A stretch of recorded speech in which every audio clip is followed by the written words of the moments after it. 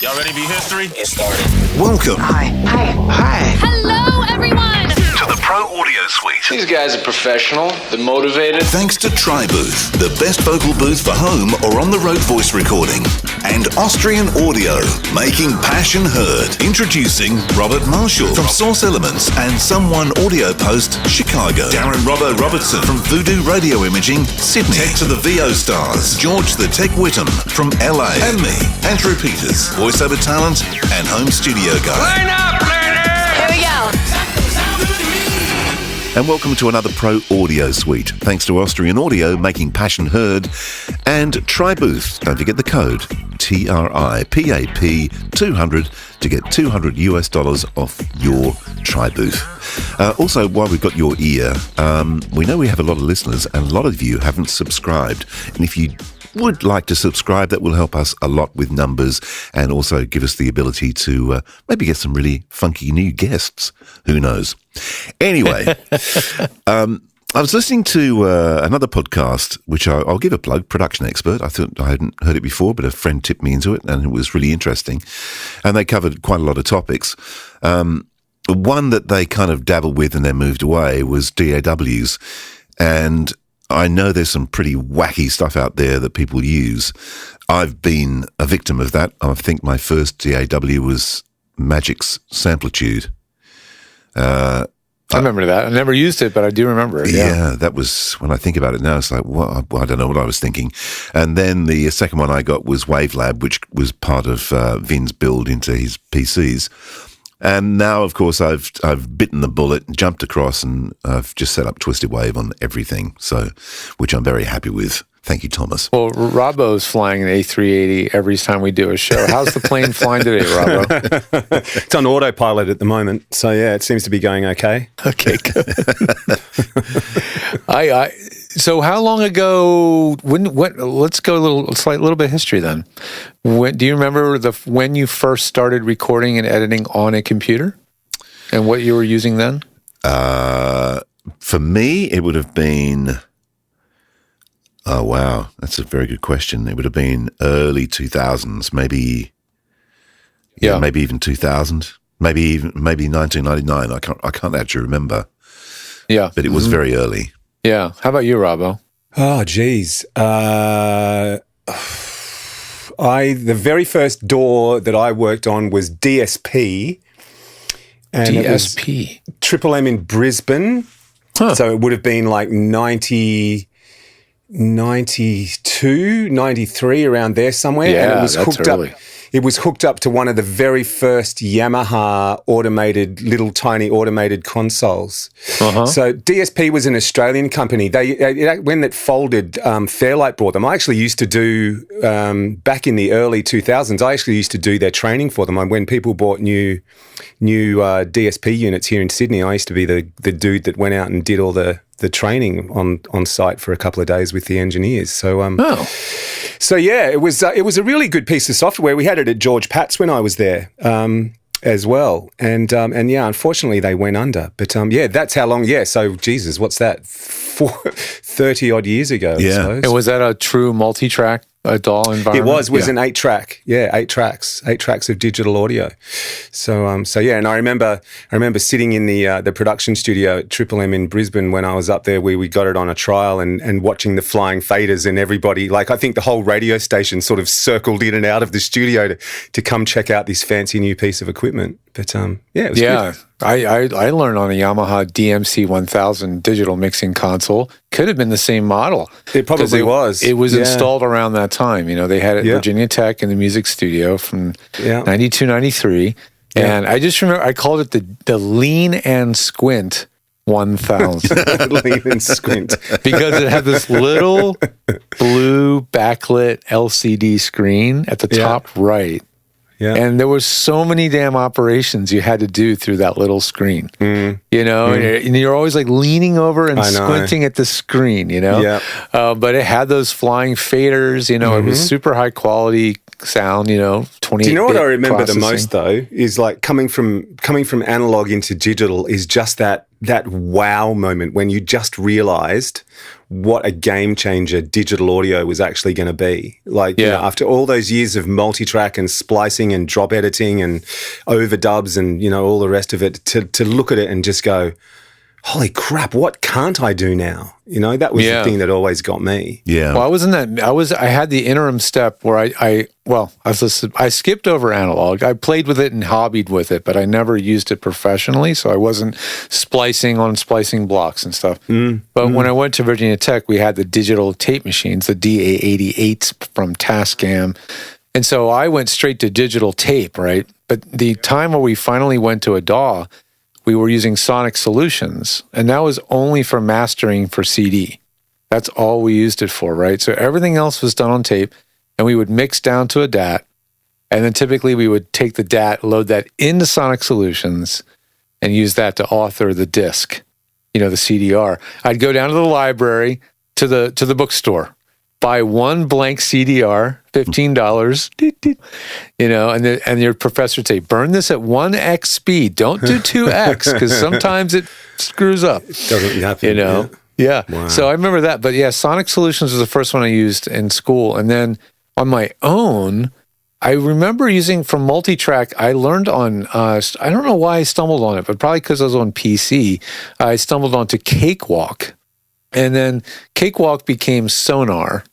Sonar, it changed names or something. And I believe to this day, Sonar is still out there. Sonar X1 or X2, whatever the 13 or 14 version it is.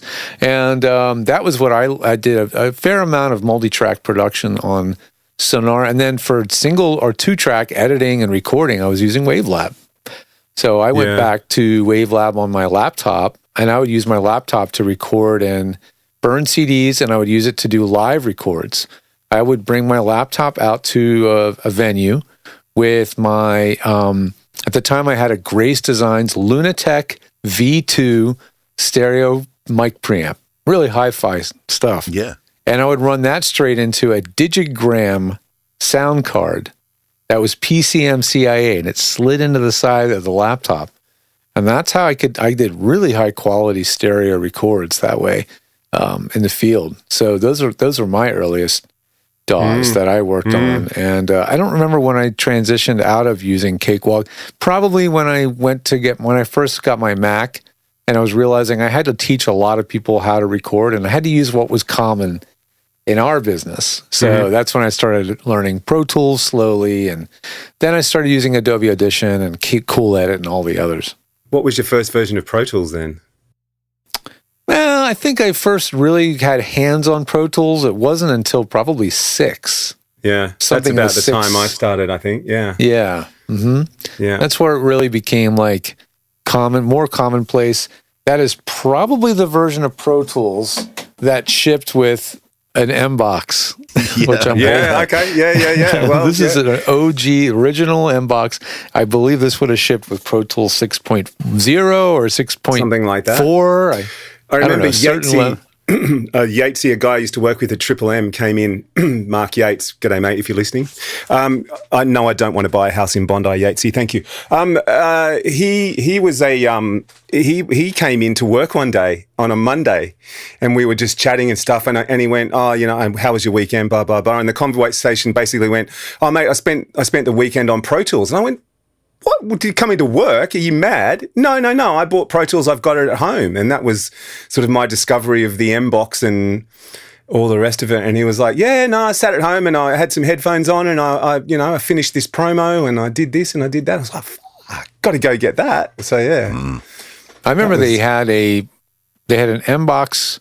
I can't remember what it was called, but it was literally just a USB dongle that plugged into the computer with a headphone jack. Just so you could mix on the road. Since with those versions of Pro Tools LE, the license was the hardware. You remember that? Like that's right. They didn't use an iLock. No. The M-Box was the iLock. You plugged the M-Box in and away you went. Yeah. And that all went away with version, I don't remember, 10 maybe. I can't remember. Whenever iLock came out, I remember that. Yeah. But I've heard of some people using weird DAWs because it's just what comes free with their interface. Well, everybody's got a DAW these days, right? I mean, let's be honest. If they've got anything to do with the audio, there's a DAW attached somewhere. Yeah, I guess they want to have control. I mean, to me, developing new software is not a cheap endeavor. So that's what kind of blows me away. Is it that accessible to find the developers and to fund and develop a DAW that all these companies are making it? Mackie even had one. I think it was called Traction or something like that. Wow. Everybody's got one. I used Pro Tools Studio, and there was a bunch of free software that came with that. And I finally got around to downloading it the other day. And I was putting stuff on, and you've got to go to the supplier's website to, download the software, obviously, and that sort of stuff. And that's what struck me was, there was these plugin makers that I'd never heard of, some of them, but even they've got a DAW, download such and such. It's like, no, thank you. I'm pretty good. I'm right. Thank you. I've got Audacity, I've got Audition, and I've got Pro Tools. I think that's probably got me covered. Thank you, though. Well, yeah, Acon Digital is one of those too. Acon makes noise reduction stuff like RX, and they have a DAW too, and it's actually pretty good. It's an editor. It's really a Twisted Wave or a WaveLab competitor, but gotta say it's pretty good. But it's ugly. It's all like yellow and black. It's like that's kind of heinous to look at. Unless you're a bee, yeah. Exactly. But what Rode have actually got an editor as well, haven't they? Doesn't that come with the DSP on their USB mics? Oh, I don't know. I don't know if they have an editor. Never looked at that. I haven't seen an editor. They've got a console. Oh, well, they have. I have two apps from Rode on my dock here. I've got Rode Central and I have Rode Connect. And Rode Connect, I think, is the recorder app that they make for producing like a podcast. Yeah, that's it, Rode Connect. And saying, hey, there's a new version. Like, I'll do that later. Rode Connect it's kind of intended to be like a software replacement for a Rodecaster that works with their mics. Yeah. Right. And then it's got the little sound effect buttons. I don't think you're going to hear that, but it's got sound effect buttons. It's got, that was me for a second. It can connect with wireless Rode mics. It's pretty slick, right? And it has a record function. But in terms of a DAW, I don't think I would call it a DAW. It seems much too simplistic to be a DAW. But that seems like an inevitability based on what we're seeing, is that Rode will have a DAW at some point. Oh, for sure. Right? For sure they will. Okay, here's a question for you, George. What's the weirdest recorder or DAW editor, whatever you want to call it, you've ever come across? Well, as far as there's two categories. One of them is using software that's not for audio production as an audio tool. So for that, I would say Final Cut. I've had a few folks say they use Final Cut for audio. To do audio. Yeah. And those that do usually have a good reason for it. It's that they came from video video editing, and so they already knew how to use it. I had somebody recently say that there's a module in Final Cut for voiceover record that's actually a really good voiceover editing or a voice editing tool that comes bundled in Final Cut. I'm like, that's obscure. But they said, well, it breaks down, it makes it really easy to keep track of clips and organize your clips, and it makes it easier to record an audiobook. And I'm like, that is obscure.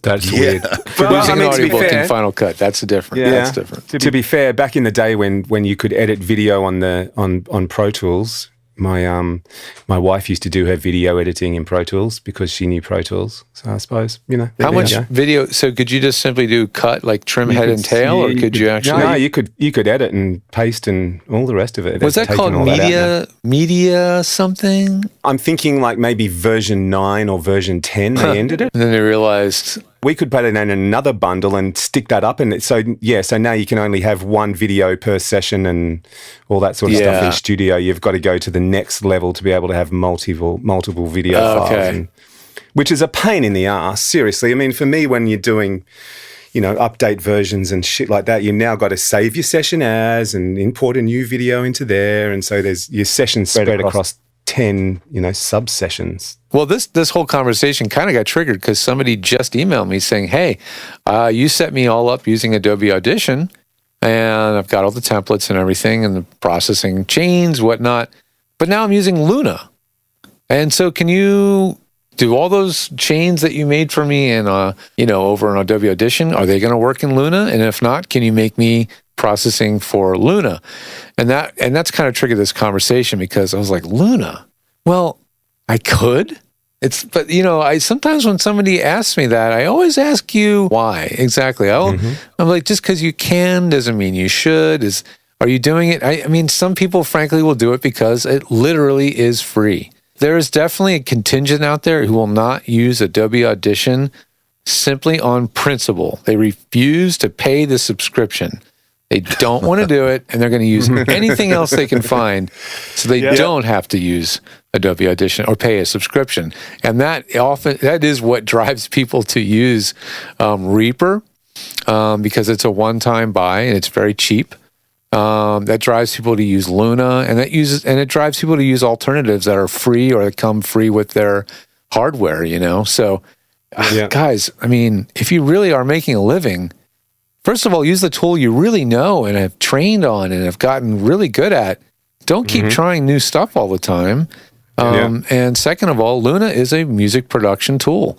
So I'm sure, someone's going to show me one of these days why it's so amazing for voiceover recording and editing. I'm sure it's going to happen. It's funny you should bring this up, because I did a video the other day for the Just Ask Robbo YouTube's page, and I challenged myself to make a podcast opener in Audacity, because I kind of figured, well, podcasters want to know how to make their own editing, and the DAW of choice is mostly Audacity. Now, I'll be honest, I know my way around Audacity, but I've never used it to make something. Sure. And it was an interesting process. It went really well. Not bad, right? It came together really nicely. It works.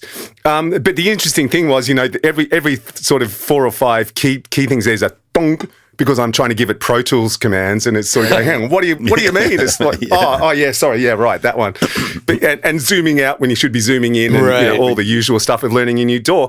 I mean, I can understand why people might take up a new DAW because they just want to experiment, but I think you're right. I think if you're making your living off a piece of software and there's no clear reason why, I mean, because some of these things, you can come across all sorts of weird little sort of intricacies within the software that happen that you've got to learn along the way. And, you make all those rookie mistakes all over again, Yeah. It's funny, I just heard an interview with Keith Urban. He was talking about playing a guitar, and he's a friend of John Mayer. And he quoted John Mayer, because John Mayer said, it's really interesting when you listen to a guitar solo, you can tell which guy knows that guitar inside out. You can just hear it because they've lived with each other for so long. And it's the same with any of the tools you use. The longer you're married to that tool, the better you're going to be with that tool. Mm-mm. So I'm married to a tool. Sorry, Tanae, I love you. It starts with a T anyway. Yeah, that's right. I mean, in my opinion, you would have to be a John Mayer to maybe hear that. I don't know, like who really hears that? A true guitar player artist will pick up on that stuff. But it's in the same way that like us audio engineers pick up on really subtle things that we key off on or get hung up on or whatever, Yeah, it's that intricate knowledge of something that, and I guess for a guitarist, how the guitar you like feels in your hand, and what the fretboard feels like, and the balance of it and all that stuff. And when you pick up a different one, you sort of go, oh, hang on, this feels weird, or there's a voiceover artist, you buy a new microphone, and for those first couple of sessions you're going, what's that I'm hearing? So what's the thing about, like, does this sound okay, or is it, what am I actually hearing now? Yeah. Should I be trusting my headphones, or do I trust myself that this is sounding okay? Yeah, exactly. And I think that's the thing. I mean, when you're doing it day in and day out, you just get that sort of deep-seated knowledge. I mean, it's like the classic in that classic line in Taken,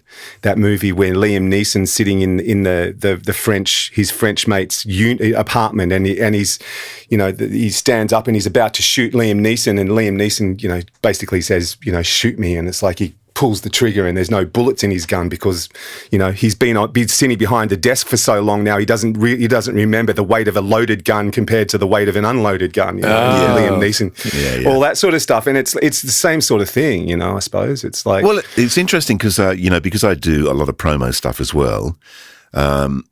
Majority of the work, because it is promo, is on the 416. Or I should say 41.6. Now that's become part of the vernacular of this industry. And the 81.8. The 81.8. Yes. So anyway, I used the OC 81.8 yesterday for a session. And it's funny because when I use it for, like, if I'm doing something like an ad or whatever, or something long form, you always got that little bit of doubt. It's like, let's set the levels properly because I haven't used this for a while, Yeah, that can slow you really down. If you're always seeking, I don't know. Some of us do spend a lot of time seeking ways to save a lot of time. Mm-hmm. Yeah. And so it's like I've been there and done that with CRM, customer retention management, whatever the hell it's called, relationship management softwares, and just you name it, on and on. And I'm like, my God, how much time did I spend trying to figure out ways to be more productive?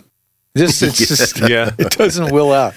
So that's why Twisted Wave sticks around year after year after year. Is he's never trying to reinvent the wheel. He's not trying to make anything revolutionary.